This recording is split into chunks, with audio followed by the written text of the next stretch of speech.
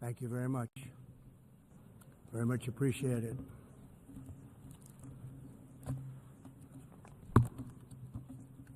And I don't mind making this speech without a teleprompter, because the teleprompter is not working. I feel very happy to be up here with you nevertheless, and that way you speak more from the heart. I can only say that whoever's operating this teleprompter is in big trouble.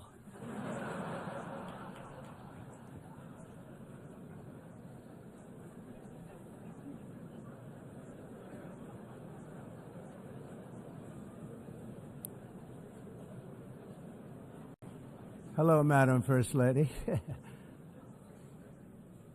Thank you very much for being here. And Madam President, Mr. Secretary General, First Lady of the United States, distinguished delegates, ambassadors, and world leaders. 6 years have passed since I last stood in this grand hall and addressed a world that was prosperous and at peace in my first term. Since that day, the guns of war have shattered the peace I forged on 2 continents. An era of calm and stability gave way to one of the great crises of our time. And here in the United States, 4 years of weakness, lawlessness, and radicalism under the last administration delivered our nation into a repeated set of disasters. 1 year ago, our country was in deep trouble, but today, just 8 months into my administration, we are the hottest country anywhere in the world, and there is no other country even close. America is blessed with the strongest economy, the strongest borders, the strongest military, the strongest friendships, and the strongest spirit of any nation on the face of the earth. This is indeed the golden age of America. We are rapidly reversing the economic calamity we inherited from the previous administration, including ruinous price increases and record-setting inflation like we've never had before. Under my leadership, energy costs are down, gasoline prices are down, grocery prices are down, mortgage rates are down, and inflation has been defeated. The only thing that's up is the stock market, which just hit a record high. In fact, it hit a record high 48 times in the last short period of time. Growth is surging, manufacturing is booming. The stock market, as I said, is doing better than it's ever done, and all of you in this room benefit by that. Almost everybody. And importantly, workers' wages are rising at the fastest pace in more than 60 years. And that's what it's all about, isn't it? In 4 years of President Biden, we had less than $1 trillion of new investment into the United States.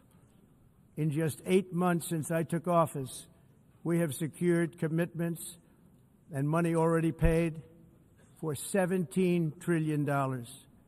Think of it, 4 years, less than $1 trillion, 8 months, much more than $17 trillion is being invested in the United States, and it's now pouring in from all parts of the world.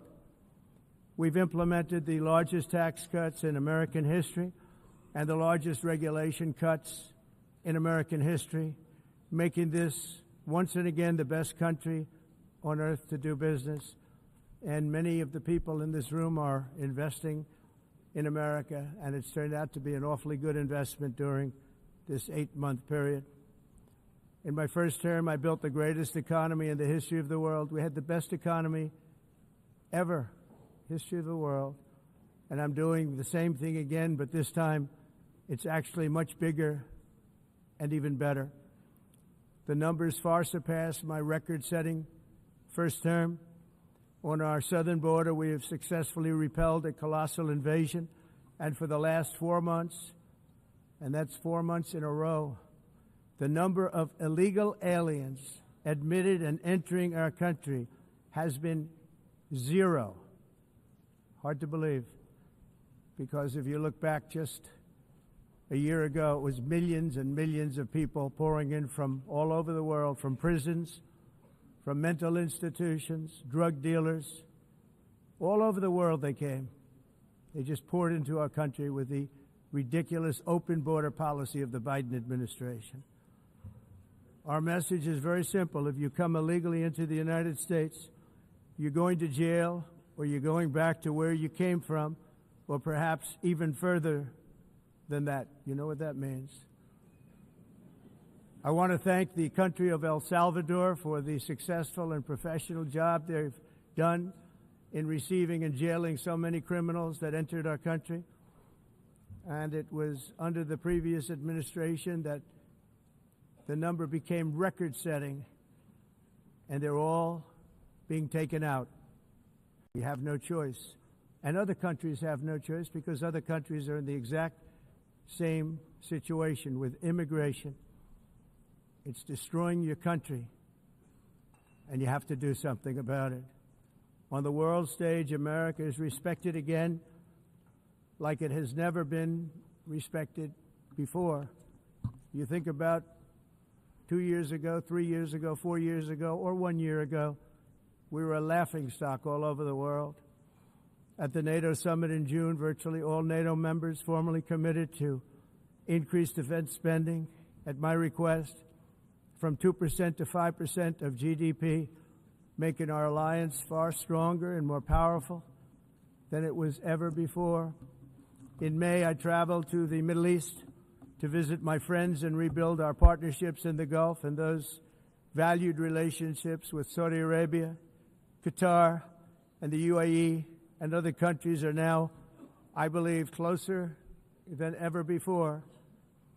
My administration has negotiated one historic trade deal after another, including with the United Kingdom, the European Union, Japan, South Korea, Vietnam, Indonesia, the Philippines, Malaysia, and many, many others. Likewise, in a period of just 7 months, I have ended 7 unendable wars. They said they were unendable. You're never going to get them solved. Some were going for 31 years, 2 of them, 31, think of it, 31 years. One was 36 years. One was 28 years. I ended 7 wars. And in all cases, they were raging with countless thousands of people being killed. This includes Cambodia and Thailand, Kosovo and Serbia, the Congo and Rwanda, a vicious, violent war that was, Pakistan and India, Israel and Iran, Egypt and Ethiopia, and Armenia and Azerbaijan. It included all of them. No president or prime minister, and for that matter, no other country has ever done anything close to that. And I did it in just 7 months. It's never happened before. There's never been anything like that. I'm very honored to have done it. It's too bad that I had to do these things instead of the United Nations doing them. And sadly, in all cases, the United Nations did not even try to help in any of them. I ended 7 wars, dealt with the leaders of each and every one of these countries, and never even received a phone call from the United Nations offering to help in finalizing the deal. All I got from the United Nations was an escalator that on the way up stopped right in the middle. If the First Lady wasn't in great shape, she would have fallen. But she's in great shape. We're both in good shape. We both stood. And then a teleprompter that didn't work. These are the 2 things I got from the United Nations, a bad escalator and a bad teleprompter. Thank you very much. And by the way, it's working now. It just went on. Thank you. I think I should just do it the other way. It's easier. Thank you very much. I didn't think of it at the time because I was too busy working to save millions of lives. That is the saving and stopping of these wars. But later I realized that the United Nations wasn't there for us. They weren't there. I thought of it really after the fact, not during these negotiations, which were not easy. That being the case, what is the purpose of the United Nations? The UN has such tremendous potential. I've always said it. It has such tremendous, tremendous potential, but it's not even coming close to living up to that potential.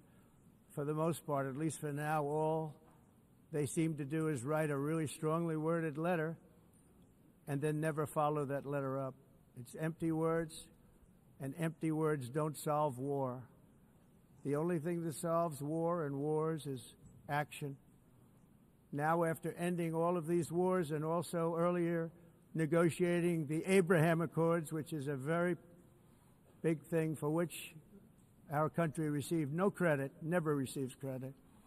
Everyone says that I should get the Nobel Peace Prize for each one of these achievements. But for me, the real prize will be the sons and daughters who live to grow up with their mothers and fathers, because millions of people are no longer being killed in endless and unglorious wars. What I care about is not winning prizes, it's saving lives. We saved millions and millions of lives with the 7 wars. And we have others that we're working on, and you know that.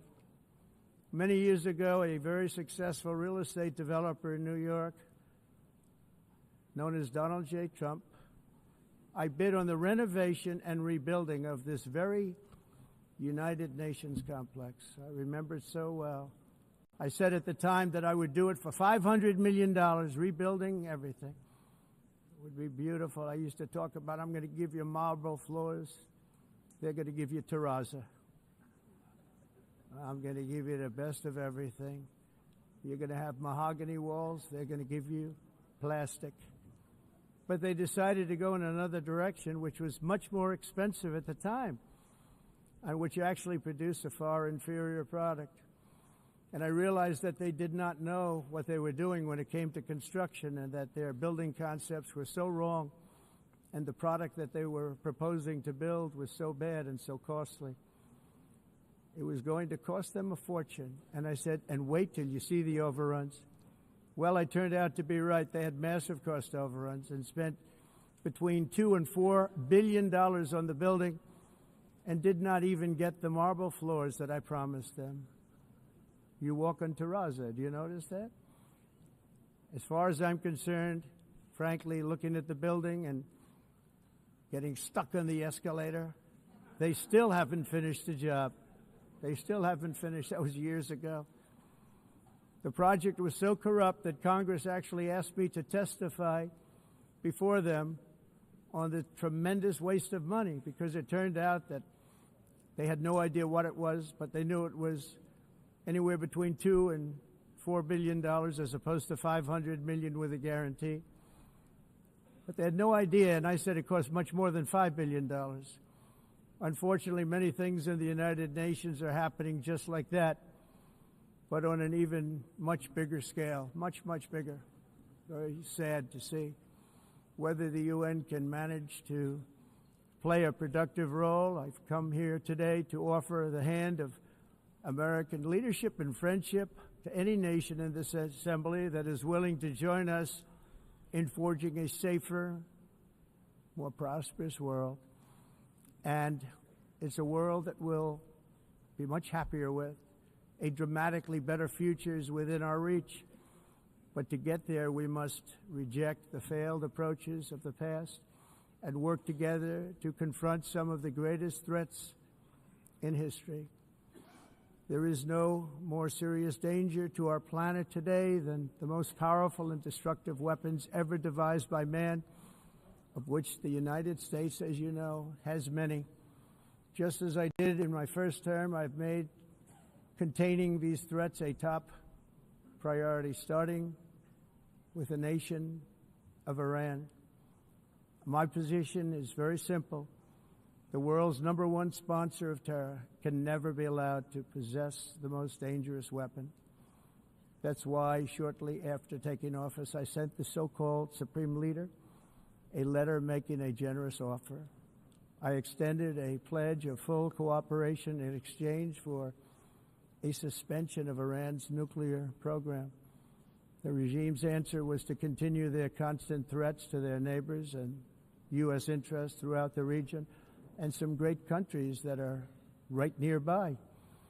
Today, many of Iran's former military commanders, in fact, I can say almost all of them, are no longer with us. They're dead.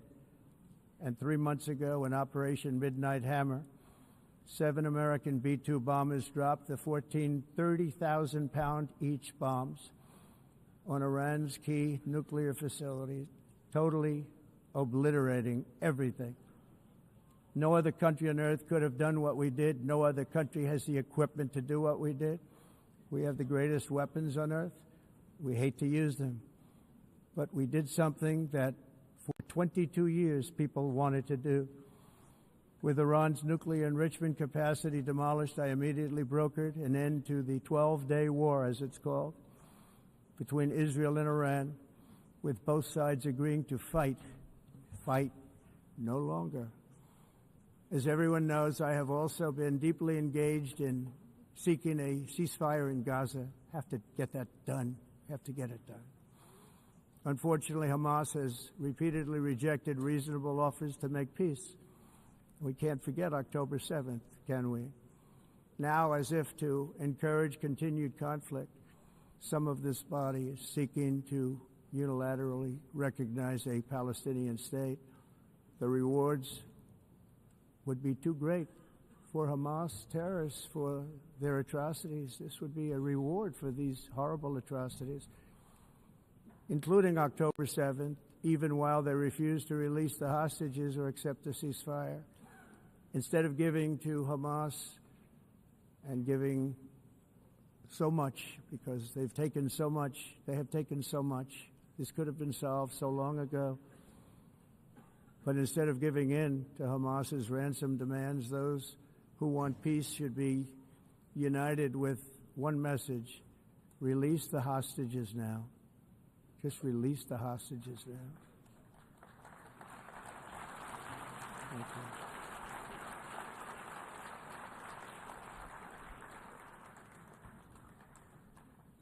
Thank you.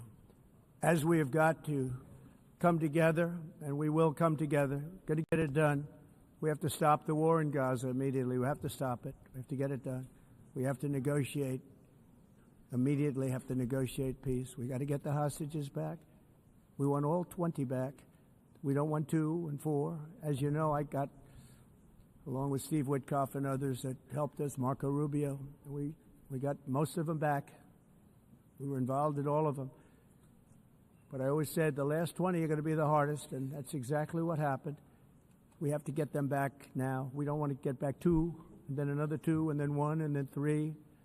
Have this process. No, we want them all back, and we want the actually 38 dead bodies back too.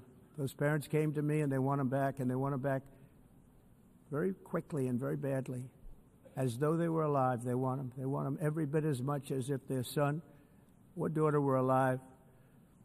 I've also been working relentlessly, stopping the killing in Ukraine.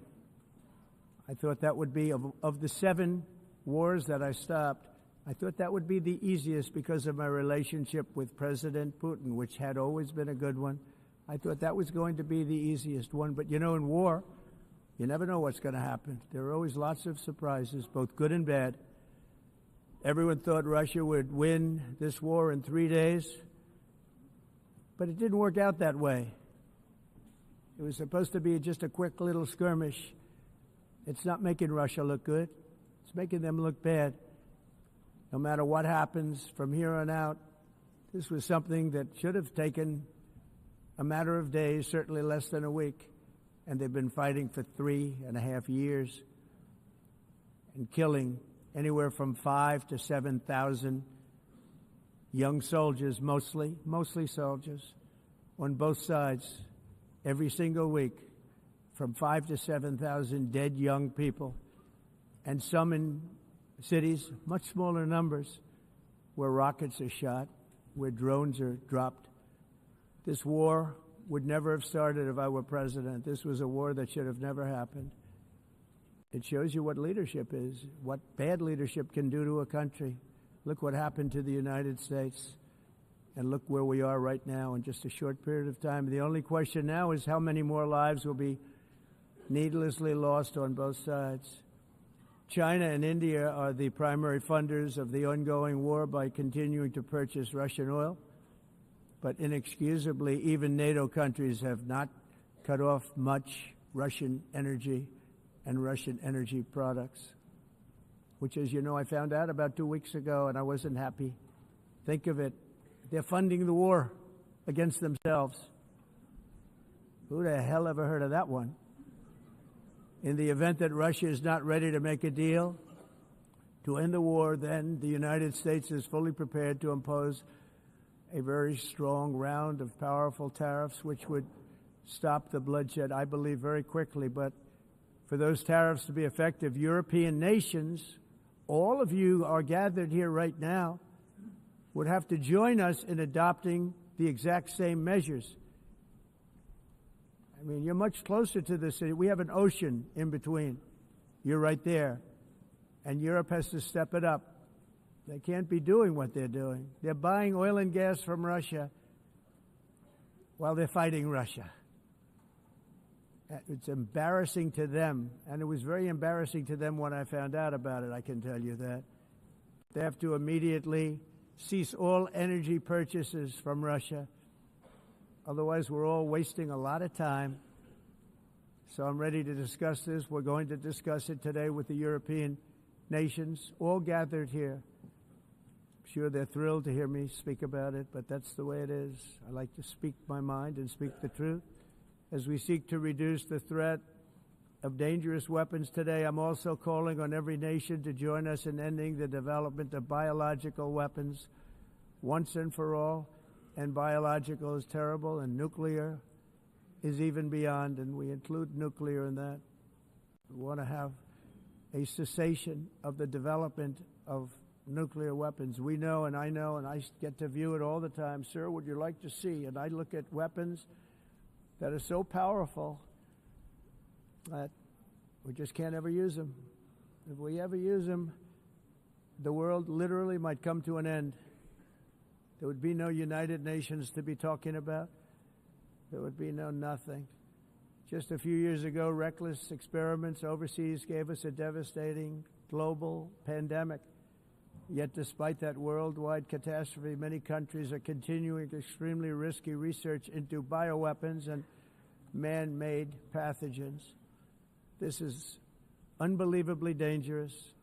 To prevent potential disasters, I'm announcing today that my administration will lead an international effort to enforce Biological Weapons Convention, which is going to be meeting with the top leaders of the world by pioneering an AI verification system that everyone can trust. Hopefully the UN can play a constructive role, and it will also be one of the early projects under AI. Let's see how good it is, because a lot of people are saying it could be one of the great things ever, but it also can be dangerous, but it could be put to tremendous use and tremendous good, and this would be an example of that. Not only is the UN not solving the problems it should, too often, it's actually creating new problems for us to solve. The best example is the number one political issue of our time, the crisis of uncontrolled migration. It's uncontrolled. Your countries are being ruined. The United Nations is funding an assault on Western countries and their borders. In 2024, the UN budgeted $372 million in cash assistance to support an estimated 624,000 migrants journeying into the United States. Think of that. The UN is supporting people that are illegally coming into the United States, and then we have to get them out. The UN also provided food, shelter, transportation, and debit cards to illegal aliens. Can you believe that? On the way to infiltrate our southern border. Millions of people came through that southern border. Just a year ago, millions and millions of people were pouring in, 25 million altogether over the 4 years of the incompetent Biden administration. And now we have it stopped, totally stopped. In fact, they're not even coming anymore because they know they can't get through. But what took place is totally unacceptable. The UN is supposed to stop invasions, not create them and not finance them. In the United States, we reject the idea that mass numbers of people from foreign lands can be permitted to travel halfway around the world, trample our borders, violate our sovereignty, cause unmitigated crime, and deplete our social safety net. We have reasserted that America belongs to the American people, and I encourage all countries to take their own stand in defense of their citizens as well. You have to do that because I see it. I'm not mentioning names. I see it, and I can call every single one of them out. You're destroying your countries. They're being destroyed. Europe is in serious trouble. They've been invaded by a force of illegal aliens like nobody's ever seen before. Illegal aliens are pouring into Europe. Nobody's doing anything to change it, to get them out. It's not sustainable.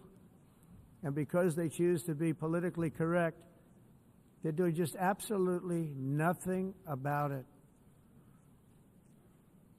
And I have to say, I look at London, where you have a terrible mayor, terrible, terrible mayor, and it's been so changed, so changed. Now they want to go to Sharia law, but you're in a different country. You can't do that. Both the immigration and their suicidal energy ideas will be the death of Western Europe if something is not done immediately. This cannot be sustained. What makes the world so beautiful is that each country is unique. But to stay this way, every sovereign nation must have the right to control their own borders. You have the right to control your borders, as we do now, and to limit the sheer numbers of migrants entering their countries and paid for by the people of that nation that were there and that built that particular nation at the time. They put their blood, sweat, tears, money into that country, and now they're being ruined. Proud nations must be allowed to protect their communities and prevent their societies from being overwhelmed by people they have never seen before, with different customs, religions, with different everything. Where migrants have violated laws, lodged false asylum claims, or claimed refugee status for illegitimate reasons, they should, in many cases, be immediately sent home. And while we will always have a big heart for places and people that are struggling and truly compassionate, answers will be given. We have to solve the problem, and we have to solve it in their countries, not create new problems in our countries. And we are very helpful to a lot of countries that are just not able to send their people anymore. They used to send them to us in caravans of 25,000, 30,000 people each. These massive caravans of people pouring into our country, totally unchecked and unvetted. But not anymore. According to the Council of Europe, in 2024, almost 50% of inmates in German prisons were foreign nationals or migrants. In Austria, the number was 53% of the people in prisons were from places that weren't from where they are now. In Greece, the number was 54%, and in Switzerland, beautiful Switzerland, 72% of the people in prisons are from outside of Switzerland. When your prisons are filled with so-called asylum seekers who repaid kindness, and that's what they did, they repaid kindness with crime, it's time to end the failed experiment of open borders. You have to end it now. See, I can tell you, I'm really good at this stuff. Your countries are going to hell. In America, we've taken bold action to swiftly shut down uncontrolled migration. Once we started detaining and deporting everyone who crossed the border and removing illegal aliens from the United States, they simply stopped coming. They're not coming anymore. We're getting a lot of credit, but they're not coming anymore. This was a humanitarian act for all involved, because on the trips up, thousands of people a week were dying. Women were being raped. Nobody's ever seen anything like it. Raped, horribly beaten, raped. On the trip up, the journey up, it was a long walk. It was a long, arduous journey, indeed. And it was also a historic victory against human trafficking throughout the region. What we did was a victory, and we saved so many lives of people that wouldn't make the journey. That journey was loaded up with death. loaded up with death. Dead bodies all along the roads of jungles. To get up, they go through jungles, they go through areas so hot you couldn't breathe. They were dying of suffocation, areas so hot that you couldn't breathe. Dead bodies all over. By them not coming, we're saving tremendous numbers of lives. My people have done a fantastic job in doing what they did, and the American public agrees with it. I mean, I was very proud to see this morning I have the highest poll numbers I've ever had. Part of it is because of what we've done on the border. I guess the other part is what we've done on the economy. Joe Biden's policies empowered murderous gangs, human smugglers, child traffickers, drug cartels,